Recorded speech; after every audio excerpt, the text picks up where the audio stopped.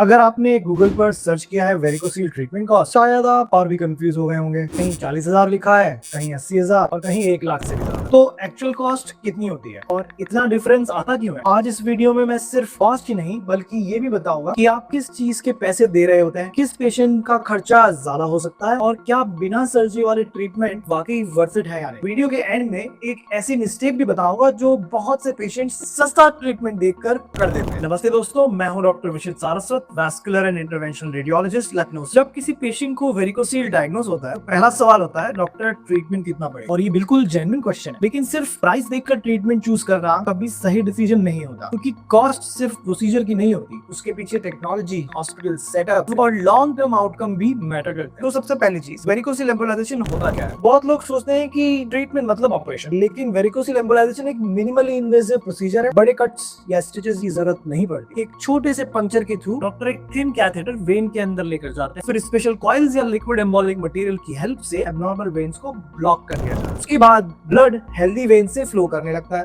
यानी प्रॉब्लम को अंदर से ही ट्रीट किया जाता है। सेकंड सवाल, इंडिया में इसकी कॉस्ट कितनी होती है? ये सबसे कॉमन क्वेश्चन है और इसका एक फिक्स आंसर नहीं है। इंडिया में वेरिकोसील एम्बोलाइजेशन का कॉस्ट हॉस्पिटल, सिटी, डॉक्टर की एक्सपर्टीज और प्रोसीजर की कॉम्प्लेक्सिटी के हिसाब से वेरी कर सकता है। इसलिए अगर आप दो अलग हॉस्पिटल्स में पूछते हैं, कोटेशन अलग मिलना बिल्कुल नॉर्मल है। अगर कोई सिर्फ फोन पर एग्जैक्ट प्राइस बता दे बिना रिपोर्ट्स देखे तो थोड़ा केयरफुल रहिए, क्योंकि प्रॉपर कॉस्ट तभी एस्टिमेट होती है जब पेशेंट की रिपोर्ट्स और कंडीशन इवैल्यूएट की जाए। कॉस्ट किन बातों पर डिपेंड करती है? बहुत लोग सोचते हैं सबका वेरिकोसील सेम होता है, रियलिटी ऐसी नहीं है। कॉस्ट को इफेक्ट करने वाले कुछ इंपॉर्टेंट फैक्टर्स होते हैं। सबसे पहला, हॉस्पिटल का इंफ्रास्ट्रक्चर, दूसरा डॉक्टर का एक्सपीरियंस, तीसरा प्रोसीजर में यूज होने वाले मटेरियल और चौथा पेशेंट की इंडिविजुअल कंडीशन। अगर केस सिंपल है तो प्लानिंग अलग होगी और अगर एनाटॉमी कॉम्प्लेक्स है तो अप्रोच भी अलग हो सकती है। इसीलिए दो पेशेंट्स का ट्रीटमेंट कॉस्ट सेम होना जरूरी नहीं। क्वेश्चन 4, सर्जरी के मुकाबले एम्बोलाइजेशन के कितने बेनिफिट्स? ये सिर्फ कॉस्ट कंपेयर करने वाली बात नहीं है, रिकवरी भी कंपेयर होनी चाहिए। वेरिकोसील एम्बोलाइजेशन में जनरली बड़ा कट नहीं होता, स्टिचेस नहीं होते और ज्यादातर पेशेंट्स रिलेटिवली जल्दी अपनी नॉर्मल एक्टिविटीज को रिज्यूम कर सकते हैं। लेकिन इसका मतलब ये नहीं कि सर्जरी खराब रही, दोनों के अपने इंडिकेशंस होते हैं। डिसीजन पेशेंट की कंडीशन देखकर ही लिया जाता है। क्वेश्चन नंबर 5, क्या इंश्योरेंस में कवर हो सकता है ये ट्रीटमेंट? ये इंश्योरेंस पॉलिसी पर डिपेंड करता है, हर पॉलिसी का कवरेज अलग होता है। इसलिए ट्रीटमेंट प्लान करने से पहले अपनी इंश्योरेंस कंपनी और हॉस्पिटल के इंश्योरेंस डेस्क से डिटेल जरूर कंफर्म कीजिए, सिर्फ असम्पशंस पर मत चलिए। क्वेश्चन 6, सबसे बड़ी गलती जो पेशेंट्स करते हैं, बहुत लोग सिर्फ ये देखते हैं सबसे सस्ता ट्रीटमेंट कहाँ मिल रहा है, लेकिन ये नहीं देखते कि ट्रीटमेंट उनके केस के लिए अप्रोप्रिएट है भी